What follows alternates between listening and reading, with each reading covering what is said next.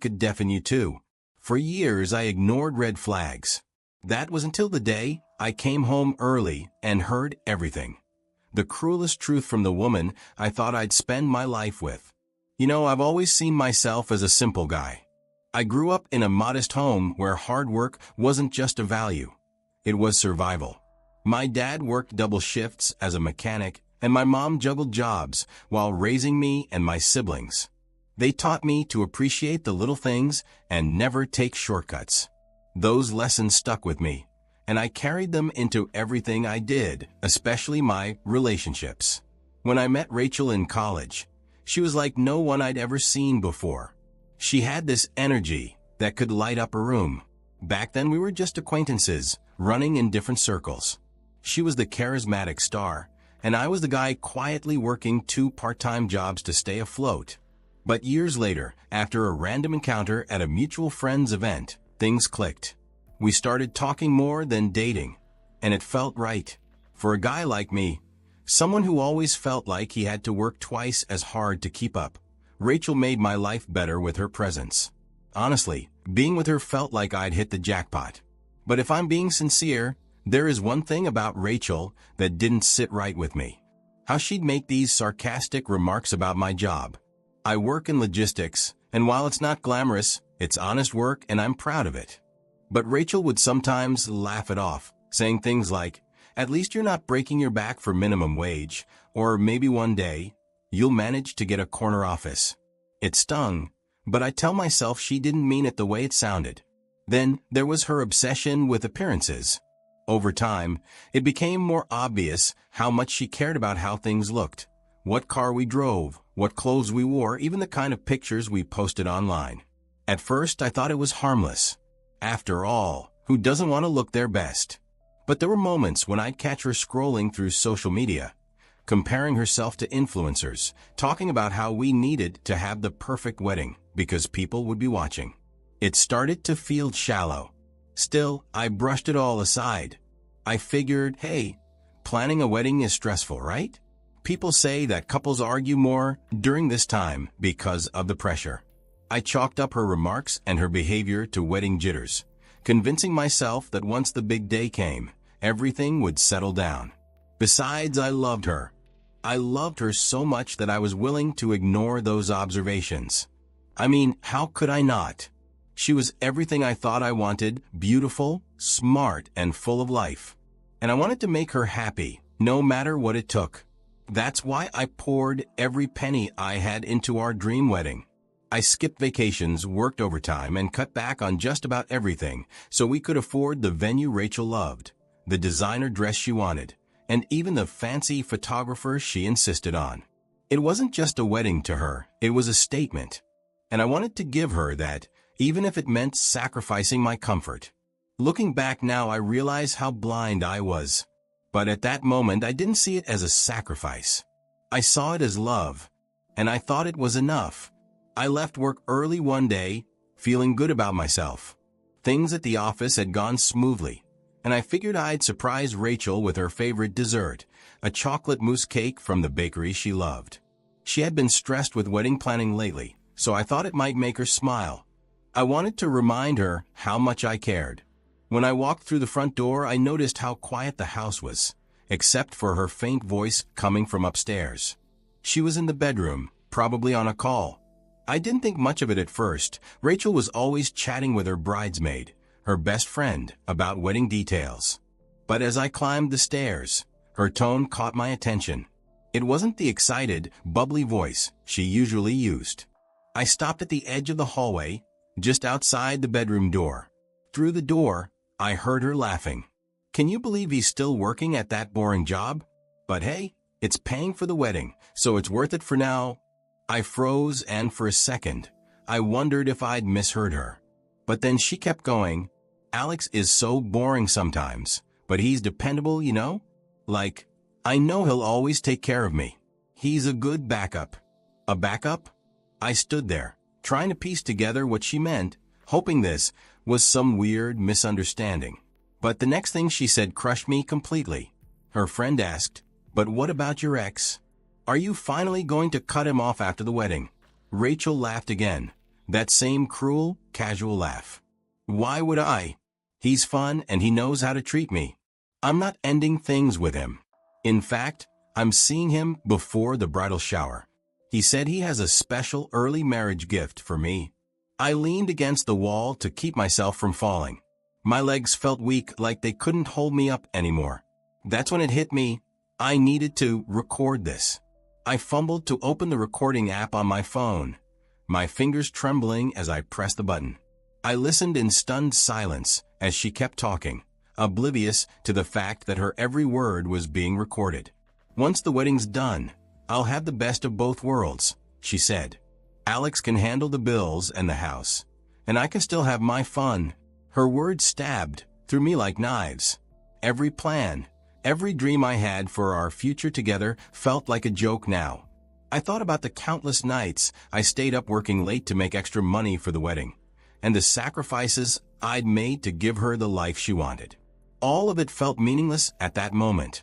I couldn't believe this was the woman I had planned to spend my life with. The woman I loved was sitting in the next room, laughing about how she was going to cheat on me, mocking me as if I were just some clueless fool. When the call ended, I stood there for a moment. I wanted to storm in and demand answers, but something in me held back. I knew this wasn't the time to confront her. I needed to process everything, think about what I'd heard, and figure out my next move. I slipped out of the house as quietly as I'd come in, the dessert box still in my hand. I sat in my car for a long time, staring at the dashboard. The Alex who had walked into the house that day wasn't the same Alex who sat in that car. Everything had changed. My future, my trust in Rachel, and even my sense of who I was, it all felt shattered. I had loved her so deeply, but at that moment I realized the person I loved didn't really exist. That realization hurt more than anything else. That night I didn't sleep much. I lay there, staring at the ceiling, playing her words over and over in my head. I wondered if I confronted her right then and there what her excuse would be. She'd cry, deny it, and spin some story to make herself the victim. She's good at that. I'd seen her do it with others. I wasn't going to be her next manipulation target. So I made a decision. If she was willing to betray me so casually, in such a cruel way, she deserved to face the consequences. And not just in private.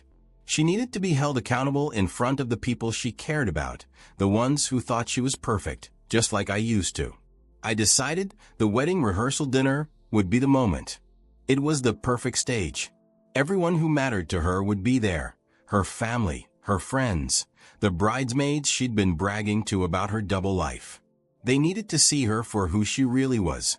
The first thing I did was secure the recordings. I saved them in multiple places, on my phone, on my laptop, and even in an email to myself. I wasn't going to risk losing them. Those recordings were my proof that I wasn't crazy, that this betrayal wasn't something I imagined.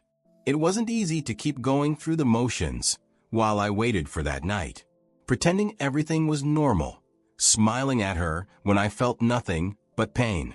But every time I felt the anger or sadness creep in, I reminded myself why I was doing this. I deserved better than her, and when the time came, I would make sure everyone else knew it too. Finally, the day came, and I showed up late to the rehearsal dinner on purpose. Normally, I'm the guy who's early for everything, punctual to a fault. But not that day. I needed them to notice. I wanted them to feel something was off before I even opened my mouth. When I walked in, everyone turned to look at me. Rachel was standing near the center of the room, glowing in her perfectly coordinated outfit, laughing with her friends like nothing was wrong. She was the image of a bride-to-be, confident and charming. But me? I didn't look the part. I was wearing jeans, an old shirt, and sneakers. No suit. No tie. No smile. The room got quiet for a second as people processed my appearance. I could see Rachel's brows furrow slightly, her smile fading for just a moment before she covered it up with a cheery, "Oh, you're here. What happened? You're late." She sounded upbeat, but there was an edge to her voice. I walked past her without a hug or a kiss, heading straight to the front of the room.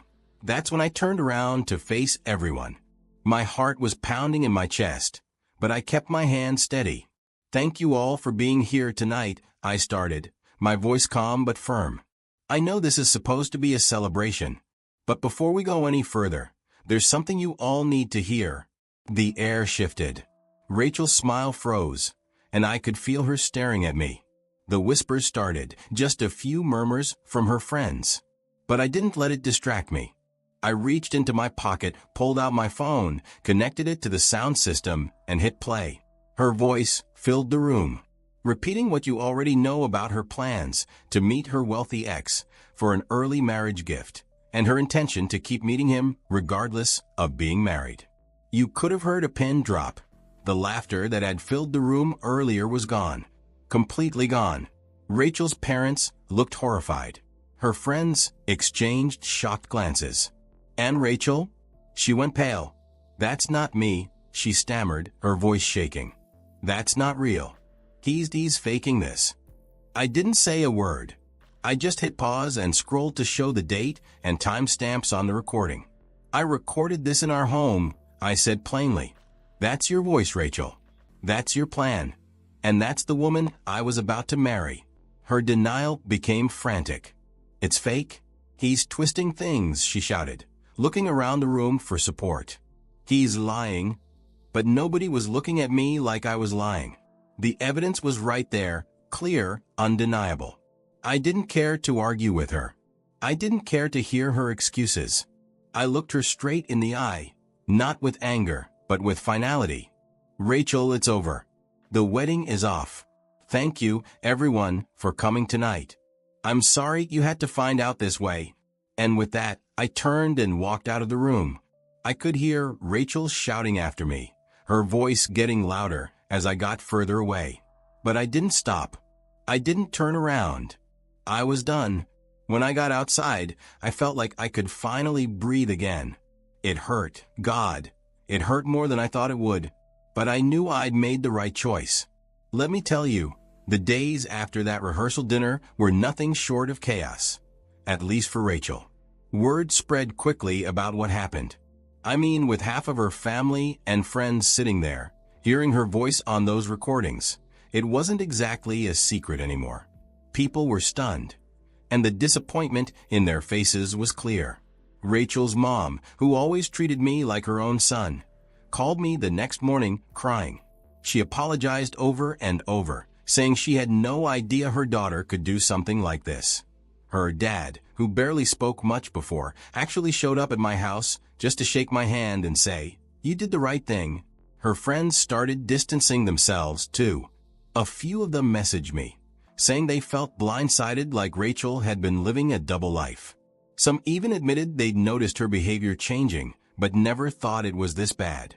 The chief bridesmaid, the same one she was bragging to in the recordings? Yeah. She went completely silent. I guess she didn't want to be dragged down with Rachel. Rachel's once perfect image, the one she worked so hard to maintain, was crumbling fast. People who used to praise her started seeing her for what she really was. Selfish. Manipulative. Oh. But Rachel? She wasn't done. Not by a long shot. It started the very next day. My phone blew up with texts from her. She wrote these long, rambling messages about how sorry she was, how she didn't mean any of it, and how the stress of the wedding made her say things she didn't mean. She kept saying, "It was just a joke, and you're overreacting." At first, I ignored it all, but then the messages turned into emails, and the emails turned into her showing up at my door. The first time, she was crying, like full-on, mascara running down her face crying. She begged me to let her in so we could talk. She said she'd make it up to me and even promised to cut ties with her ex if I gave her another chance. When I didn't respond, the tone of her messages changed. Suddenly I wasn't the victim anymore, I was the bad guy. She started accusing me of ruining her life and humiliating her in front of everyone. She said I should have talked to her privately instead of exposing her like that. She called me heartless. But here's the thing, none of it mattered anymore. I didn't feel anything for her, not anger, Not sadness, not love. I was done. I never answered her texts or emails, or the door when she showed up. I blocked her number, ignored the knocks, and told my friends and family to do the same. I wasn't about to let her pull me back into her web of lies and manipulation. Looking back on everything, I can honestly say this was the most painful experience of my life. Hearing the woman I loved, the person I thought I was going to spend forever with, mock me and plan to betray me, it broke me. I won't lie to you, it hurt like hell. There were nights I just sat in the dark, trying to make sense of it all, wondering if I had done something wrong or missed something obvious. The heartbreak was overwhelming, but at the same time it was liberating. It forced me to open my eyes. I realized that I'd been holding onto an illusion, an idea of who Rachel was instead of the reality. Letting her go wasn't just about ending the relationship. It was about finally choosing myself, my peace, my happiness. And honestly, walking away was the best thing I've ever done for myself. Now, I'm not going to sit here and tell you I'm ready to jump into another relationship. I'm not. Trust takes time to rebuild, especially after something like this. But I'm hopeful. I believe there's someone out there who will see me for who I am and love me for it. Someone who doesn't just tolerate me, but values me, flaws and all. To anyone watching this, if there's one thing I've learned, it's this. Don't ignore the red flags. If something doesn't feel right, trust your gut. And don't settle for someone who doesn't accept and appreciate you for who you are. True love isn't about perfection. It's about honesty, trust, and mutual respect. I'd love to hear what you think. Have you ever experienced something like this? How did you handle it? Let me know in the comments. And if you enjoyed this video, don't forget to like and share it. It really helps. Thanks for watching.